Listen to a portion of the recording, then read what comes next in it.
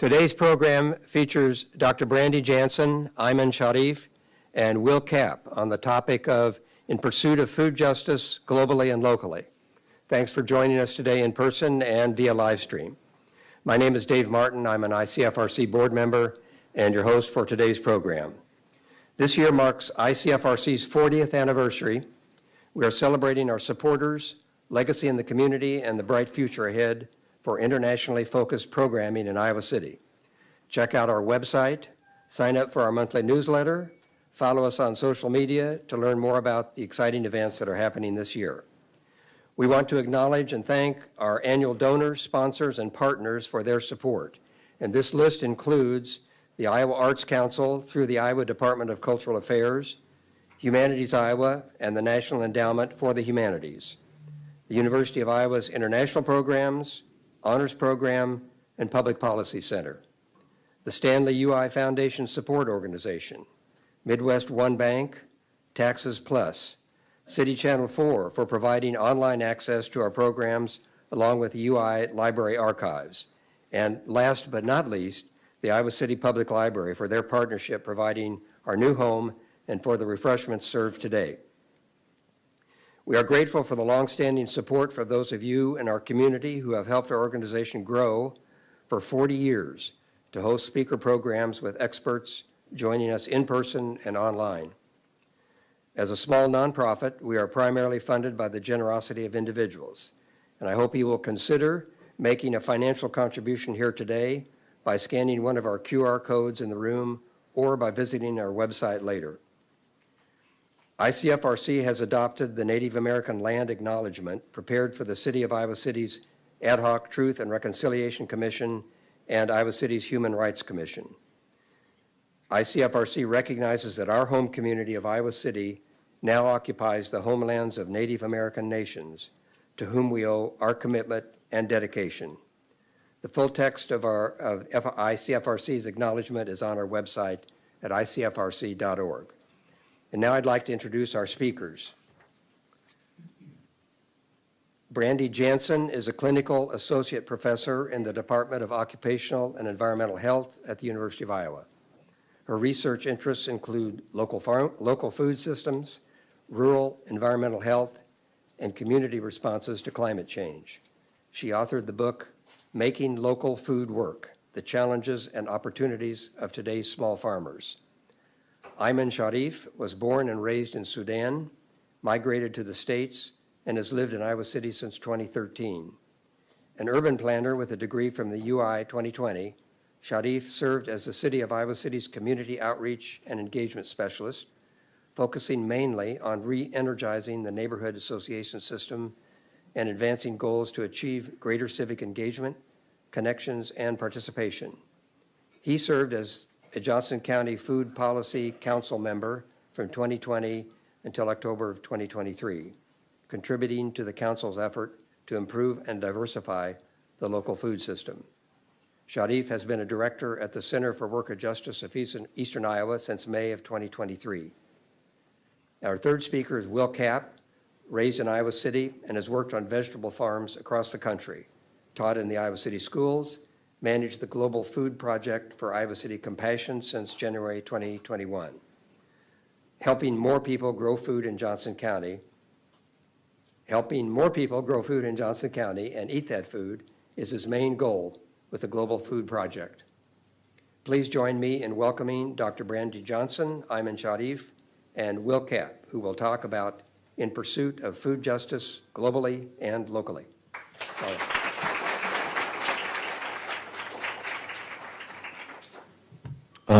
Great.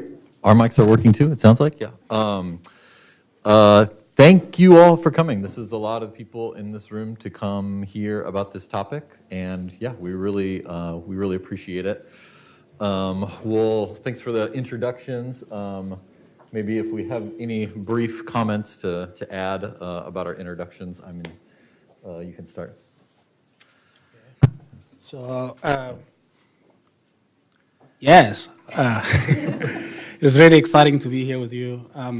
So honored to be here today to talk with you and speak with you regarding the topic, which is very important for, I believe, all of you and the community at large.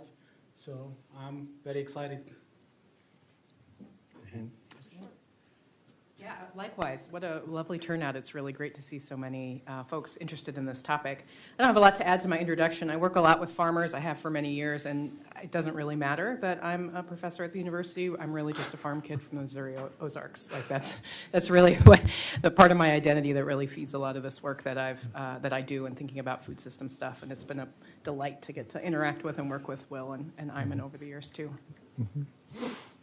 And yeah, I just one more thing to add for myself. I am currently manager of Global Food Project, and that will be highlighting Global Food Project in detail in this presentation. But I'm also the president of the board for the Immigrant Welcome Network of Johnson County, which is a new organization in Iowa City that's working to provide transitional housing and services to newly arrived immigrants to the area. So, okay. So we can get started talking about this. So what is Global Food Project? For those of you that do not know, the brass tacks of it, Global Food Project, the first growing season was 2017, and the gardens are located at the Johnson County Historic Poor Farm, which is on the west side of Iowa City. It's the farm that is owned by the county. It used to be the Poor Farm. That's why it's still the Poor Farm. That's why it has that name. It was used by the county to house a variety of folks that lost housing or were not able to be housed in other circumstances, so they lived out on the farm. The history is kind of complex, but that is where that name comes from. I do always like to clarify that. The Global Food Project was one of the first tenants and one of 3 tenants that are using the land out at the Johnson County Historic Poor Farm currently. And the gardens are about the size of, maybe double the size of a square table right there. And families can have 1 or 2 plots out there, and there are nearly 100 gardens this year, although there were not always that many gardens out there. And it does function, generally speaking, like a community garden program. People have their own plots. They're planting what they want to plant. They're taking care of their own plots. They're deciding what to do with that food. But we are providing a little bit more infrastructure, a little bit more services. We do workshops. We have community events. We provide plants and seeds and tools on site. There's water at the site of every garden, and we do work to kind of reach out to diverse communities in the area. So I will let Ayman talk about the beginning of Global Food Project because he knows more about it than I do. All right. So thank you again, and I think it all goes back to the 2013.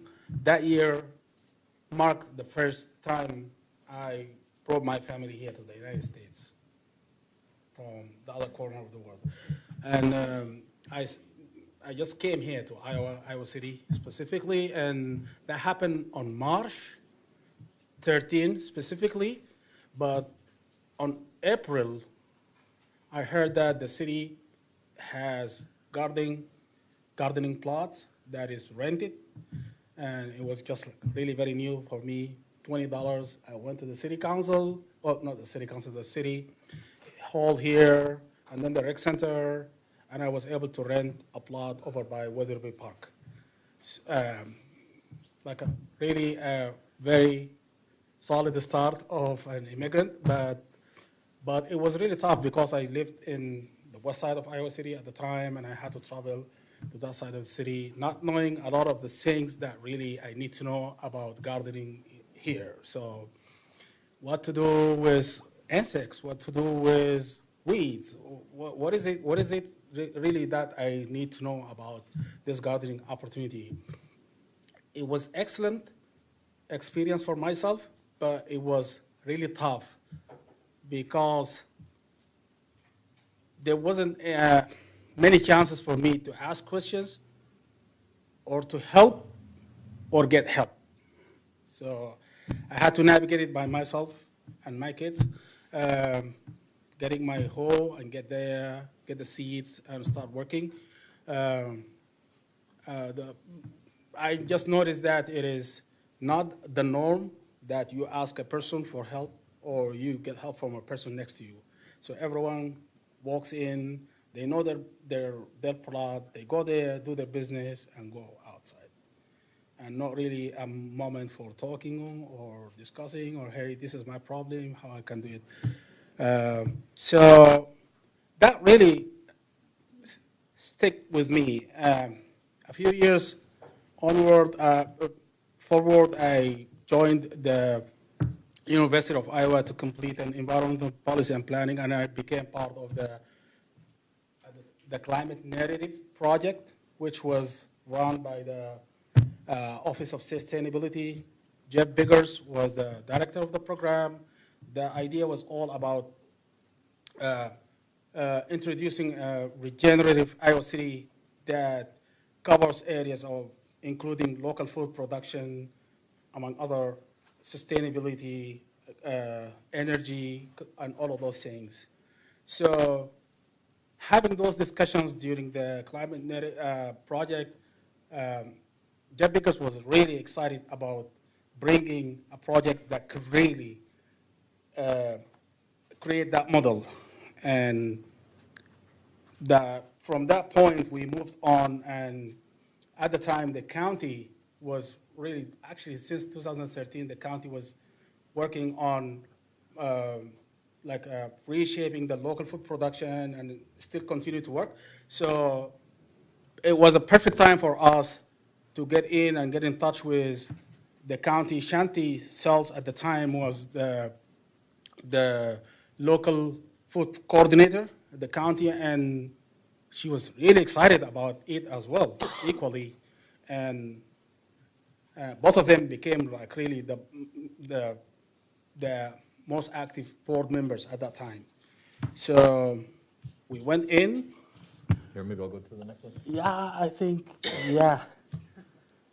Yeah, I just wanted to talk about this a little bit here because part of the story is we were able to mobilize wonderful group of people to become the board of the first people, the core group to initiate that project. As you can see, very diverse people from all over.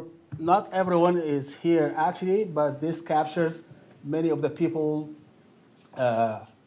who became the first group to support the initiative. So we went to the Board of Supervisors and we just like, hey, we want to use this opportunity to create this project. And it was really difficult for the board to decide to give the county land to people that don't even know what they are in full. So I would say having the momentum and the energy from the board, and then at the same time having a few professional immigrants, even more professional than myself. Specifically, we have an agricultural engineer who immigrated from Saudi Arabia, a young guy. His name is Mamoun.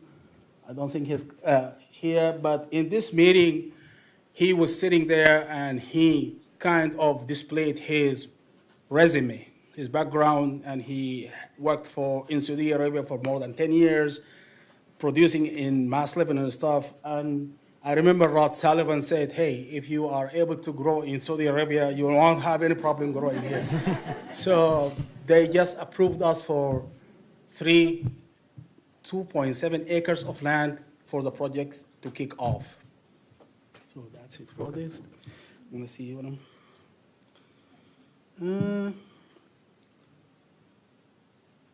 so the project was really taking the first story I told about the community gardening and then reimagining that in a more holistic way, very simply. So, and taking the opportunity as a community builder, cohesiveness, economic opportunities are there, kids and youngsters are there, and this is exactly how we reshape Global Food Project, or at the time, Iowa Valley Global Food Project. So we thought, no, so rather than everyone is working solely, no, let us work with something that unite us or connect us. Let us share the tools, let us share the seeds, let us find the same irrigation system, something that can really get us to talk with each other and be together rather than going away. And it worked really well. So the families were able to come out, and at the first year of the approval, this is the spring 2017, we, after securing grants, like some of them were federal, we were really lucky, and then local grants as well. So we were able to kick off with 20 families, and now Gul is talking about 100 plots. And then the following year, we upgraded to 40 families, 40 plots, after just like seeing a lot of success and a lot of momentum. The project was really focused on bringing the kids outside, creating educational opportunities for them. The aim was really to make sure that when families are coming outside, parents are there, but also the kids are there and having something. There's a lot of good on having everyone in the same spot to do things. So that was it. Also, in terms of the diversity, it was kind of attracting even established Iowa citizens to be attracted to the project. I personally believe that nothing moves forward at the community level until people are just like overcome the fears or whatever feelings they have and work together. And I don't also think that happens when you force it, but when you create the environment for it, that can more probably work. So it worked well here. We have people who really loved the idea and came out and joined together. I remember very well, in this field, we got two persons guarding next to each other, an immigrant, a professional immigrant who was just like having no job at that point, laid off and stuff, got hired in the field. Like people, so what do you do? I do this, I do technology. Oh, really? I just need to do, and then got hired from that field. So that was the kind of things that happen and interaction that happens in the field. So diversity was really the magic word for that project, and it keeps it living until today, I believe. Without like extension, like talking a lot, I just would like to highlight a few things. Like what really makes this work in my mind is this marriage between established cultural component and established knowledge and arriving people. And this is very important because when we arrive from multiple places, we don't not only have different views, but even our skills are different. So, and having a mind that is really focused on building capacity is important on those projects. So as we go, we take people in as members, but also as potential leaders and potential professionals. And as we work, we just like exchange and get the energy and the knowledge flow. And that way people, while they are interacting with each other, English, then they move forward as well. Okay. And we see that really here because of the board. The board actually for a long time, this board, the group were literally volunteer staff of everything. They did the grant writing, they did the fundraising, they did the accounting, and they did the managing. So, and I believe these skills, because it was donated over this Nobel course, the project was able to pass forward. Otherwise, it would never get the chance to do that, because this is expensive, everybody knows, and nobody will be able to pay for it, those skills. So it is important for that marriage to occur, always. It is not easy, I understand. It is difficult, but it needs things. It needs tolerance, and it needs patience, and it needs also courage. Most of the time, people will say, hey, I'm sensitive to immigrants. Maybe they will take me wrong. Don't do that. Don't do that. Just go wherever wrong you want to be. At the end, people will understand, and things will go forward without any sensitivity, without being really reluctant. When the language is a barrier, do not hesitate. You are learning. You are teaching the person in front of you. If he's not listening right, tell him you're not listening right. This is how it is said, and people will understand, and things will move forward. So courage is important in my mind. I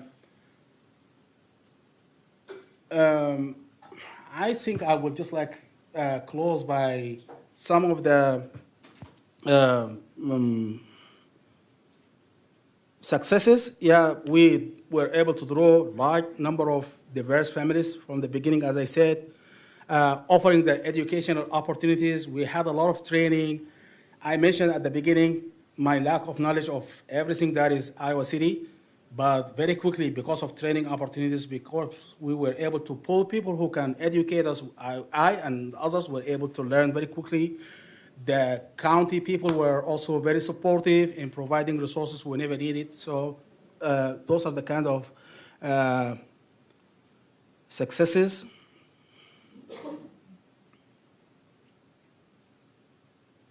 Yeah, I think I already covered my learning lessons in what I said, concluding that just embracing the idea of sharing, encourage, and exchanging knowledge.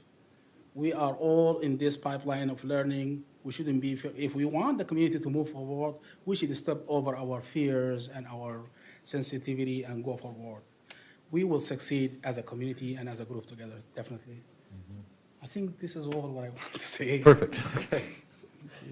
To kind of, just before I talk about the transition and my role and where Global Food Project is at right now, just to kind of piggyback off something Ayman said, of not being afraid to make mistakes, or just, just going in and being like, hey, this is me and you're you and we're interacting, rather than trying to be like, hey, I need to understand everything about Sudanese culture and I need to act like a Sudanese person. If I'm going to talk to a Sudanese person, that's, this is not the approach.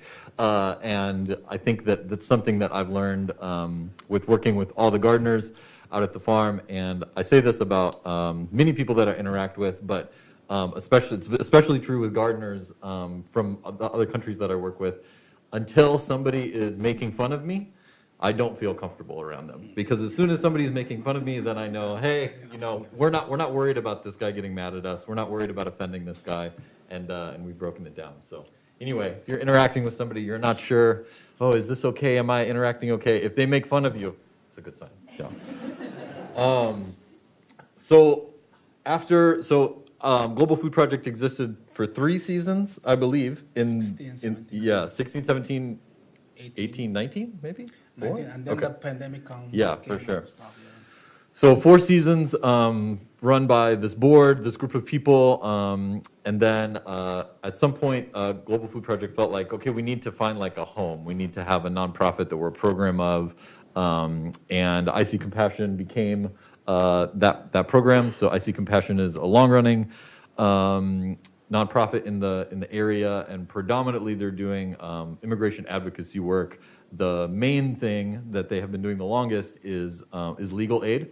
So people who are immigrants who are looking to navigate the immigration system can go there, and they provide legal aid for a smaller fee than a lawyer would. There are many other programs that are operating there. There's a food pantry. There's a cafe on Thursdays and Fridays that provides job experience for young adults with disabilities from immigrant families specifically, because the woman who started that program saw that as a gap in the area. And there's also mental health counseling, English tutoring, other things that they provide. So Global Food Project is now a program of IC Compassion. And I believe that transition happened in like the winter of 2019. Does that sound right? Into 2020? Because I think that, you know, they were looking at the first year of gardens. How are we going to do this? This is a new program for us. And then March came and the pandemic came and everybody said, okay, let's just pause. We don't know what's going to happen. Yeah. So the gardens were on hiatus for 2020. And in January of 2021, I was hired as the program manager.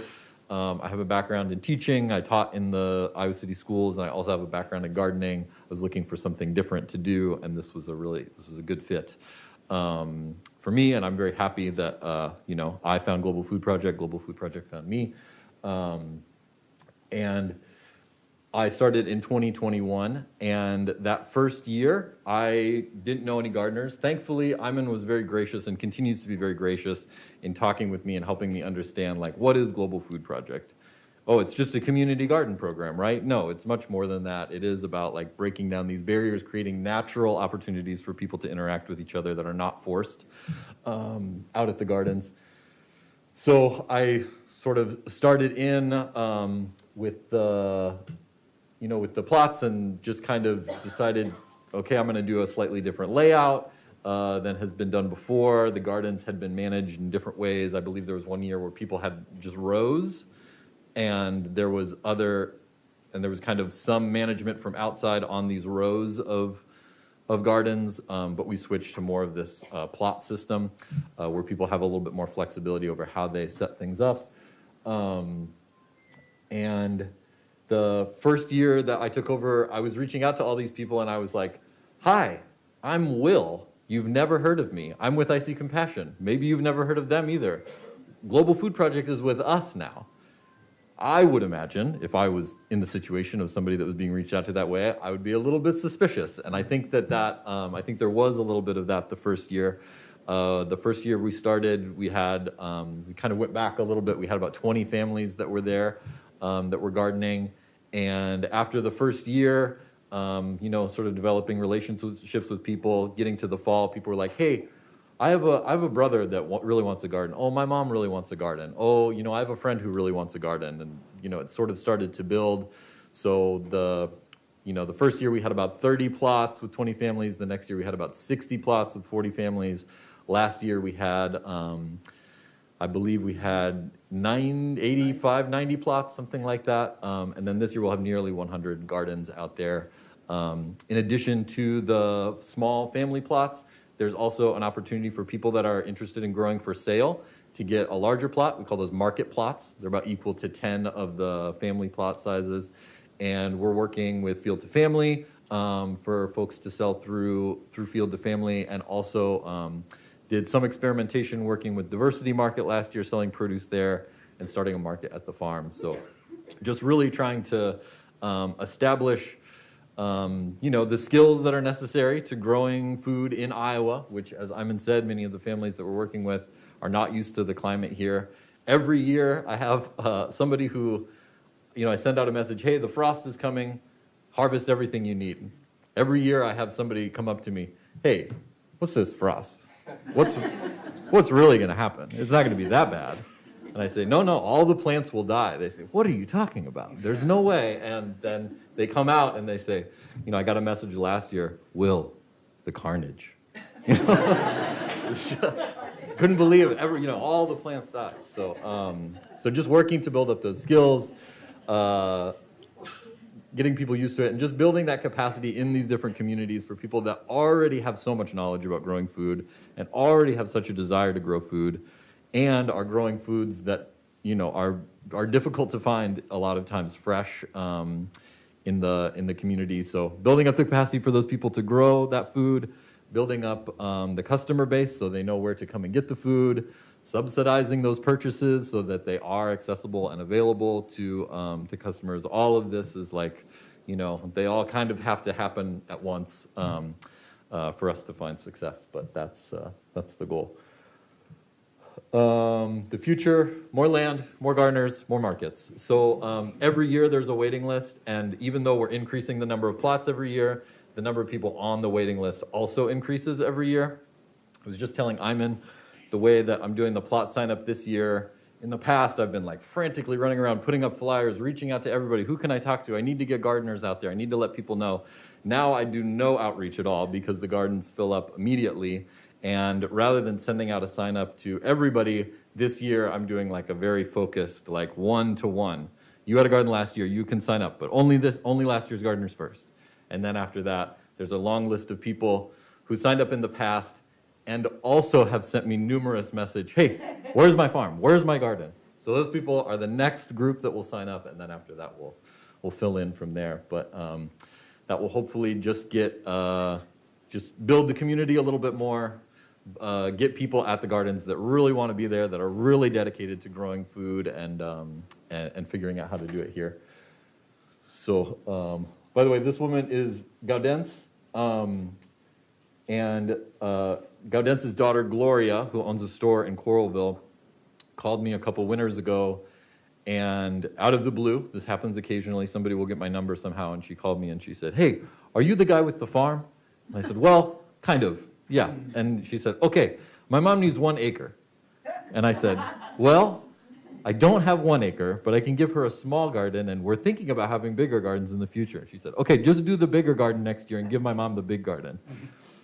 And she just Gaudence played the system a little bit, and she got a couple other people to sign up for 2 plots around her, and then she just used all those plots.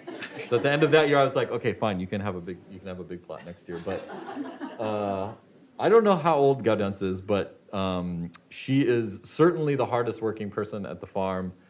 She's out there all the time in the sun and the rain, always in bare feet on top of the thistle, which just like blows my mind. But she is somebody who's just like, the place that I want to be is the farm, and I want to be in my garden. This is the place that I want to be. You're not trying to convince me. You're not trying to like show me anything. This is just where I want to be. And having so many gardeners that I'm not compelling them to come to the garden. I'm not like, oh, I have this service, please come use it. It's like people are like wanting to be out there at this, which is really just like a great measure of success for the program, I think. Okay, so we've been talking about kind of like what Global Food Project is on the ground, the history of it, the nuts and bolts of it. But there are sort of these terms, food justice and food sovereignty, that float around a lot. So I have a couple definitions up here. There was one more quote that I was supposed to have up here and didn't make it on the final one. Brandi, I hope you can forgive me. So food sovereignty is this idea that people that it's the right of people to have healthy, culturally appropriate food that is produced through ecologically sound, sustainable methods, and they have the right to define their own food and agricultural system. So food sovereignty, well, frankly, food sovereignty does not exist right now in this country. You can imagine all of the different ways that we are disconnected with our food, that we don't know how it's made or who makes it or where it comes from. All of these things are sort of assaults on food sovereignty in different ways. But the way that you are able to rebuild that is to provide people the opportunity to do what they want to do, grow the foods that they want to grow, get those foods to their community, and hopefully that capacity and that those opportunities grow with that. And then, Brandi, if you don't mind, I think I'll pass off food justice to you. Sure. Okay. Yeah. I also think it's really important just to, I like these concepts, and I like taking the time to think about, so what does this mean, and what does it sort of mean in practice, right? And the stories that Will and Ayman just told, I think, give us a lot of insight into that. One thing I will say about food sovereignty, I've been stewing on this for a while. I spent some time on the Santee Sioux Reservation in northeast Nebraska last year, and we had the opportunity to have a meal prepared by Chef Anthony Warrior, who is this awesome guy. And he was talking about food sovereignty, and he said, one challenge with food sovereignty is we tend to equate it with ownership, right? He said, which is colonizer thinking, right? So he said, what I want is to share this food, and I want it to be available, and I want people to learn about our foodways, and I want people to be able to participate in the system. And so it really, because I will say I was certainly one who would kind of think, sovereignty as sort of taking ownership over your food system. And I think, maybe let's, it kind of helped me walk back a little bit and think about rights and knowledge and access and all of those things, but also with an ethos of sharing and openness, which I really appreciated. And food justice, you could Google it up and get a whole mess of definitions of food justice. And I've not done this systematically, but I would guess that almost all of them would focus on increasing benefits, right? Access to something. So consumers have more access, or farmers have more access to land, or markets, or whatever it is. And what I like about the definition from Gottlieb and Joshi, they wrote a really nice book on food justice a few years ago now, but is that this one concedes that there are risks in the food system. And there are risks at every single stage. And so thinking about food justice then is a way of saying, okay, we need to share both the benefits and the risks more evenly across the system. Right? So to Will's point that we are not in a space of food sovereignty right now, we are also in a space in the US where the risks are disproportionately on some people, and some people are benefiting disproportionately. And so I like thinking about it that way because it helps me think about it both at a really big scale, if I want to. I can think about federal policy and the Farm Bill and what that means. But I can also think about it at a really micro scale. I love your story. Well, I don't love the story about having a community garden and that the neighbors didn't talk. We need to step up our game in the rest of the community gardens in Iowa City. That's one thing I learned from that story. But it also, it shows how that lack of community put you and your food production at risk a little bit, right? You are here, you're in a new space, the soil is different, the insects are different, the weeds are different, and you're looking for knowledge. And if you can't access that, that increases your risk, right? Your crops are not going to do as well because you haven't learned that yet. But on the other side, or in the other example with a truly community garden where people interact with each other, they share knowledge, they bring all of these diverse experiences about food production, and they talk about them, share seeds, right, which is a very concrete way of literally sharing the roots of our food system. That mediates everybody's risk. You all learn a little bit more. Everybody sort of shares that risk among them because that knowledge sharing. And also, it's probably more fun to get to talk to people while you're out gardening. So I think, when you think about what the risks and rewards of food are, then you can think about it if you want to think really closely, right in the garden, or thinking at those large scale sort of scales, I suppose. I think next I'm supposed to talk about local food and food justice. Yeah. Where's your confidence, Brandi? But I don't know. Next, I'm going to talk about this. I think I shall talk about this. You can talk about whatever you want. I think I remember it was so fun to hear the stories when I was also doing some research on local food as the Global Food Project started up and got up and running, and it was so exciting to sort of watch that happen. And there are some other kind of comparable projects elsewhere in the state, and they look really different than a lot of the kind of, the word traditional isn't the ideal word to use here, but sort of the typical Midwestern local food projects of the farmers market that is located downtown on Saturday morning, so you can only go if you don't work on Saturdays, or these very kind of typical farmers markets, community-supported agriculture. There are a lot of really great benefits to those models. I mean, they've really, for many individuals, both farmers and consumers and processors and distributors have been game changers. They've really pushed the food system forward. But they are a really, Western model of food production and sales. And so it's really exciting to see true diversity in food production, not just the products, but also the community that surrounds food production, the sharing of knowledge and seeds and tools and space. We don't do that so much in Iowa, right? We're really rooted in private property and fences. and those kinds of things. And so a really well-interacting, community garden is its own ecosystem of both plants and people and knowledge and experience. And so I think it has added so much richness and new ways of thinking into the local food system that maybe were not obvious to a lot of us who were thinking about that work all along and doing that work and thinking about transitioning, transitioning corn and soybeans to more food that we can actually eat, which would be a good thing to do.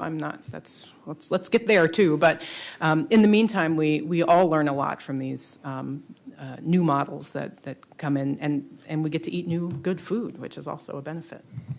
So, and then what I should say next? Oh, yes, you should, now, the pitch. The pitch, yes.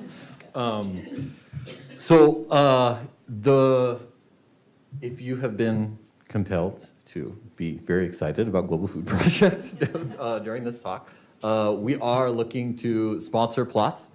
So the idea is that, like I said, we have about 100 gardens out there this year. We're looking for businesses, individuals, organizations to support our work, sponsor a plot for $150. You can sponsor as many as you like.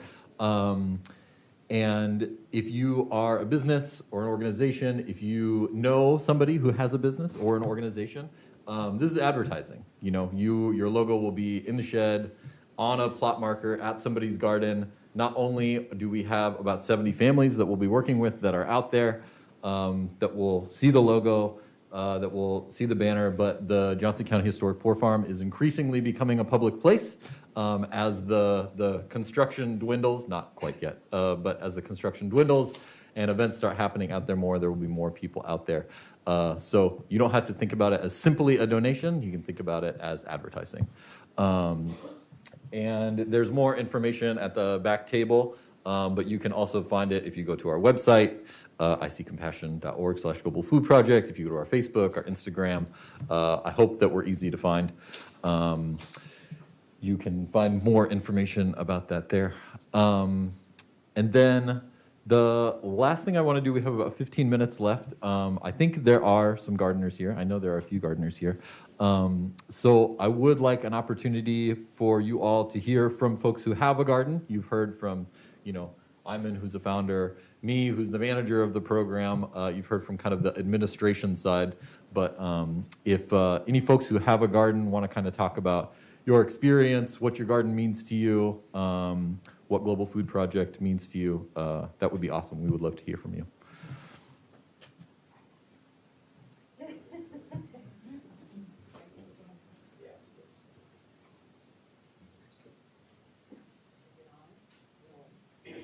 I think I can talk loud enough.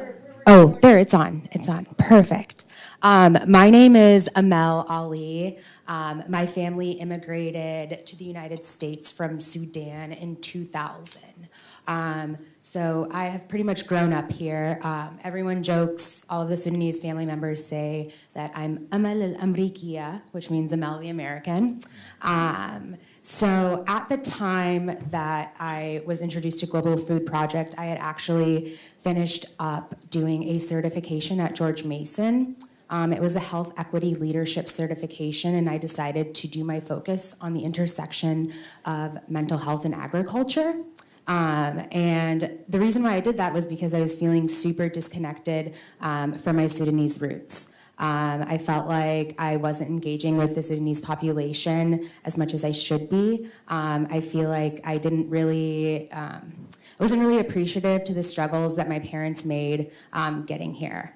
And so when I went to an event a couple of years back, I asked Will if I could have a plot, and on my first day coming to my plot, I remember being very, very nervous, just because most people don't speak, as well of English as I do if they're Sudanese, or like, there was just a lot of different people there. And actually, I had one guy who was from South Africa come up and help me, and he took 10 wheelbarrows full of compost and put compost all down on my plot for me.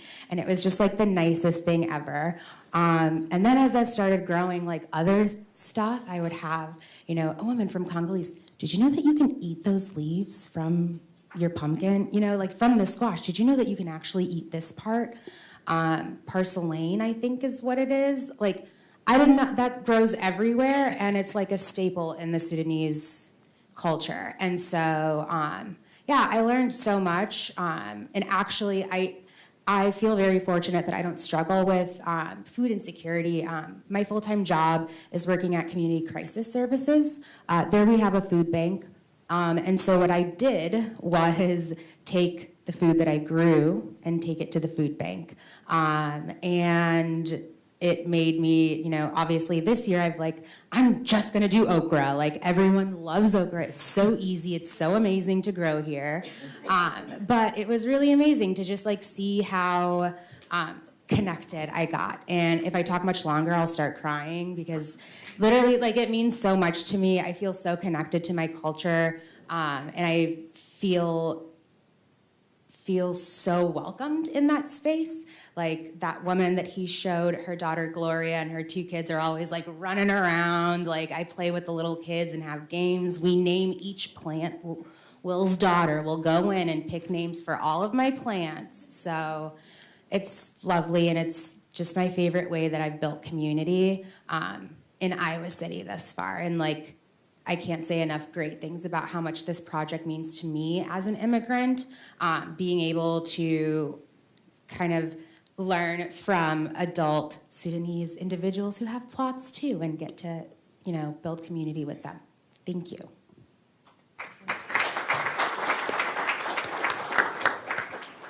Any other gardeners that want to talk? Okay. Any other does anybody have any questions for our speakers? And I'll bring the mic around. I just have a question for Will. You said there is 100 farm gardening right now. Is that because the 3.7 acre finished, or because you don't have enough money to make more garden, or what's the reason of only 100? Yeah. Because you said you have waiting list. Yes, for sure. So our land agreement with Johnson County and with the farm has sort of shifted over time. When we came over to IC Compassion and we got started, you know, because well, first of all, the land agreements are like 3 years. And one of the very first things actually I did at the job before I was like, I don't even know that I'd been to the Johnson County farm. Maybe I had, but I signed the land agreement for the next 3 years. That was one of the first things I did. And I believe it was for, you know, things had shifted, other programs out there were growing. There was some, not confusion, but maybe not, the future of Global Food Project was not certain. So that next land agreement, our sort of holdings at the farm had shrunk down to what we could manage. And we have grown ever since, and actually this year is the first year that we are using another organization, some of another organization's land. So I think the first year, maybe half of the land that was for Global Food Project, just because of staff capacity, restarting interest, maybe half of it was used by another program out there. The next year, it was like maybe a quarter of that land. Last year, we used all the land for Global Food Project, and then this year, we're borrowing a little bit of land from another organization.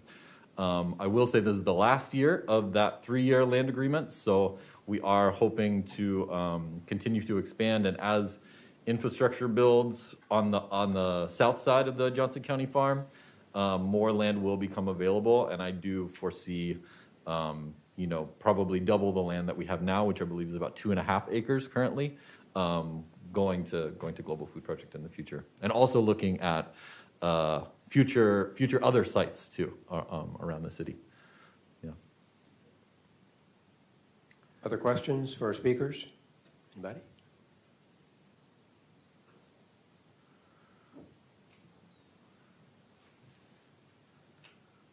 Does the $150 for the sponsorship go to the gardener for their expenses, or to the county, or?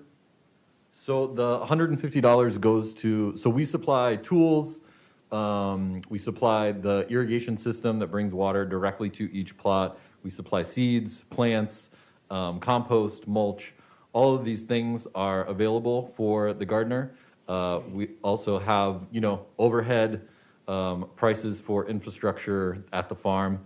So it's not that there's like $150, an envelope with $150 waiting for each gardener at the plot exactly, but that money just goes to just the overall functioning of like that base family plot system that we operate. Yeah.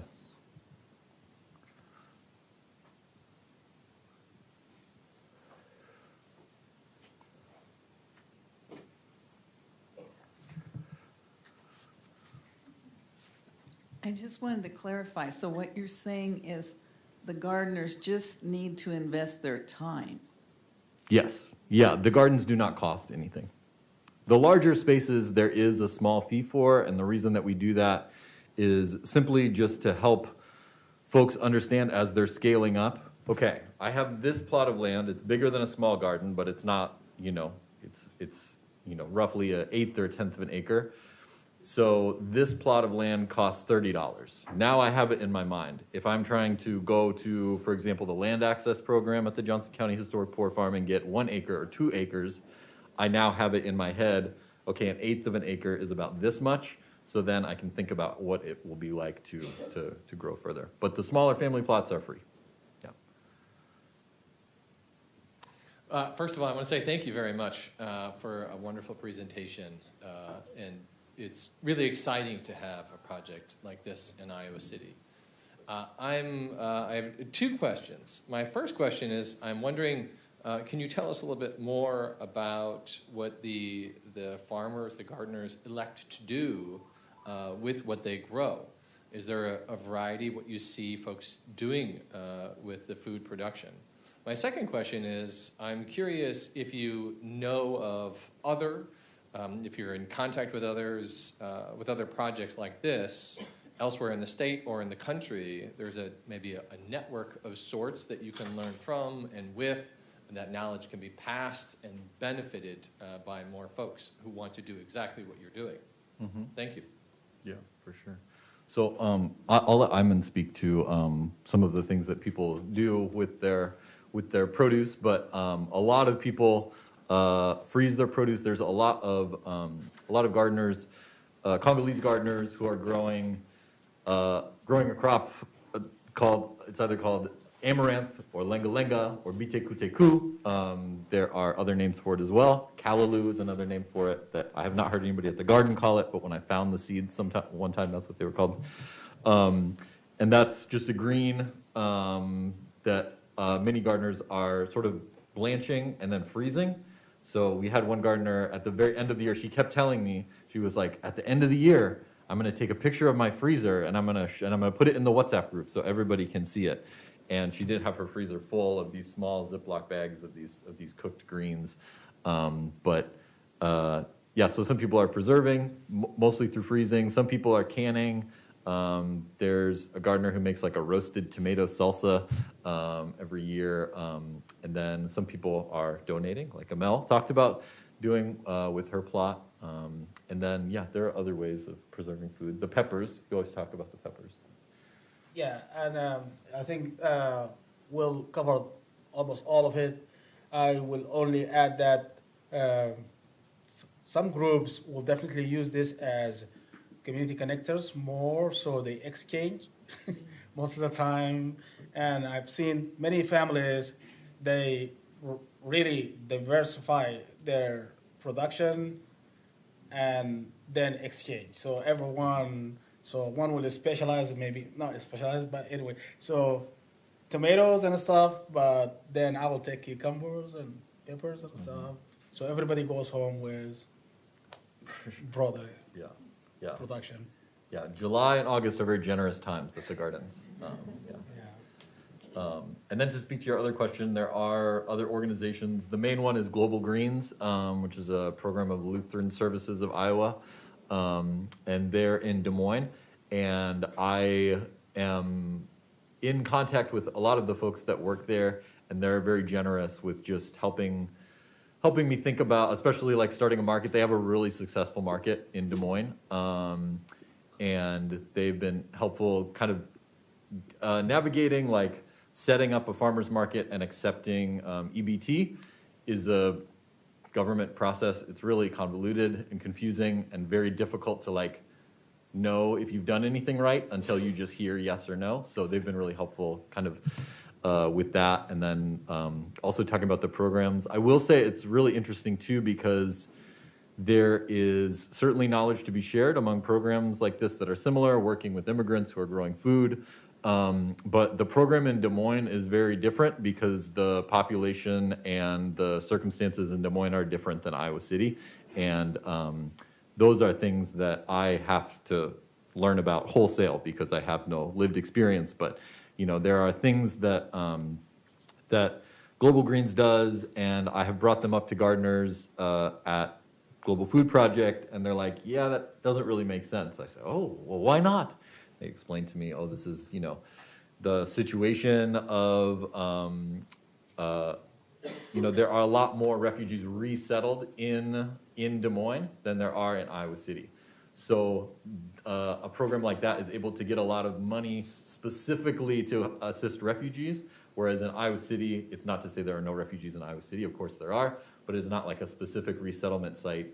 Well, actually, it will be very soon, but if anybody came to the IRC presentation last time. So anyway, just working with those groups is really helpful. Again, Global Greens in Des Moines have been extremely generous and with their advice and help for us. But it is really interesting to learn about how the circumstances are different, and you can't just replicate these programs wholesale from one place to another. Okay, let's give a round of applause to our three speakers, please.